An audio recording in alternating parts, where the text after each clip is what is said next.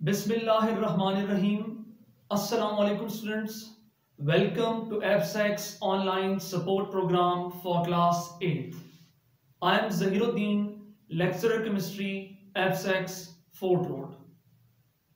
After watching this video, student will meet the objective criteria, that is, atom is the smallest particle of an element.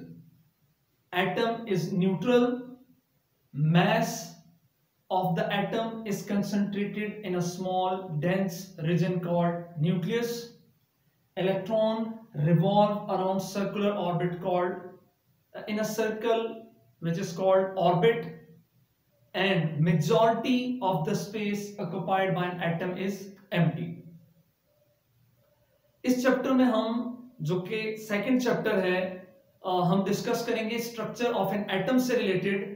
और जैसे कि यहाँ आपको animation में दिख रहा होगा कि आपको एक कॉम्प्लेक्स स्ट्रक्चर दिख रहा है इस एटम का, कि जिसमें सेंटर में न्यूक्लियस है और न्यूक्लियस में प्रोटॉन और न्यूट्रॉन भी मूवमेंट कर रहे हैं अलोंग द एक्सिस, अपनी एक्सिस के इर्द गिर्द।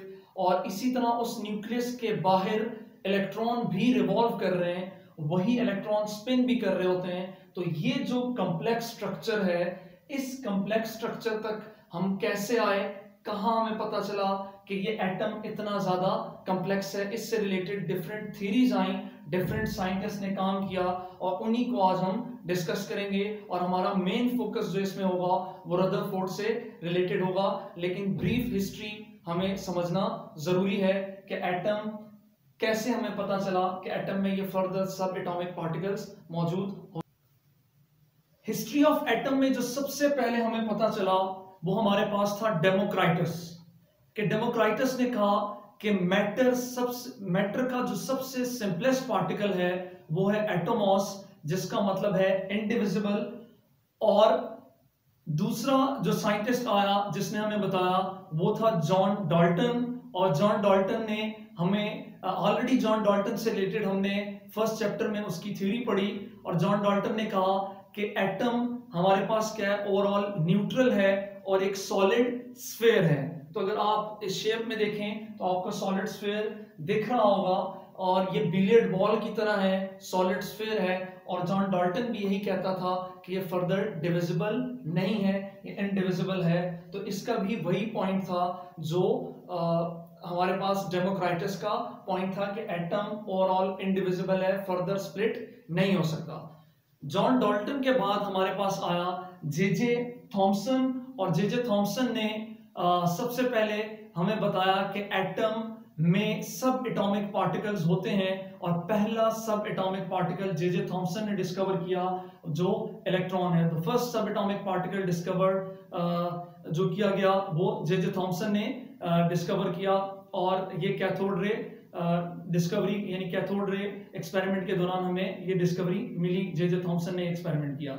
और इसकी भी आपको अगर मॉडल दिखे, जो शेप दिख रही है कि ये कहता है कि एक सॉलिड, ये जो एटम है ये पॉजिटिवली चार्ज्ड पार्टिकल है स्प्रेड फॉर्म में और उसमें इलेक्ट्रॉन एम्बेडेड है। अभी जे थॉमसन के बारे में हम उसकी थ्योरी थोड़ी बहुत डिस्कस करेंगे। रदरफोर्ड एटॉमिक मॉडल में अगर हम देखें, जे थॉमसन के बाद हमारे पास रदरफोर्ड एटॉमिक मॉडल आया। और रदरफोर्ड एटॉमिक मॉडल ही हमारा मेन कंसर्न है इस लेक्चर में कि रदरफोर्ड की क्या डिस्कवरीज थी और रदरफोर्ड ने इस एटम के मॉडल में क्या क्या चेंजेस की आफ्टर जे थॉमसन। तो रदरफोर्ड के मुताबिक भी ओवरऑल एटम न्यूट्रल ही था। इसको प्लेनेटरी मॉडल भी कहा जाता है। आप इसके डायग्राम में देख सकते हैं कि सेंटर में हमारे पास न्यूक्लियस है और इर्द गिर्द इसके इलेक्ट्रॉन रिवॉल्व कर रहे हैं, जिस तरह सन के इर्द गिर्द अर्थ या डिफरेंट प्लैनेट्स क्या कर रहे होते हैं, रिवॉल्व कर रहे होते हैं। रदरफोर्ड के बाद हमारे पास आया बोहर। और बोहर ने रदरफोर्ड में के एक्सपेरिमेंट में या मॉडल में जो चेंजेस थी, जो फ्लॉजेस थे या डिफेक्ट्स थे, उन फ्लॉजेस और डिफेक्ट्स को खत्म किया।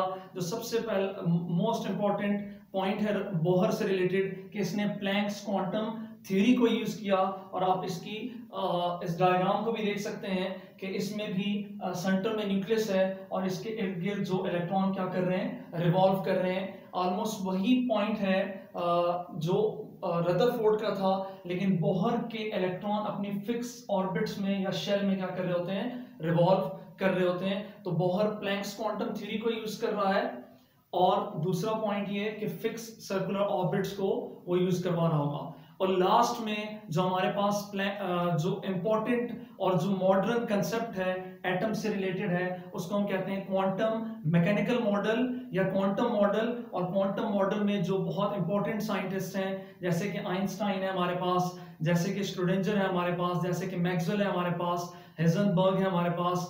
और ये मॉडल जो आपको दिख रहा है, अगर आप इसके डायग्राम को देखें तो इस मॉडल में ये 3D शेप है जिसमें इलेक्ट्रॉन रिवॉल्व कर रहे हैं। तो नया यानी मॉडर्न कंसेप्ट एटम से रिलेटेड ये है कि एटम 3D है ना कि 2D है, जो बोहर ने कहा था।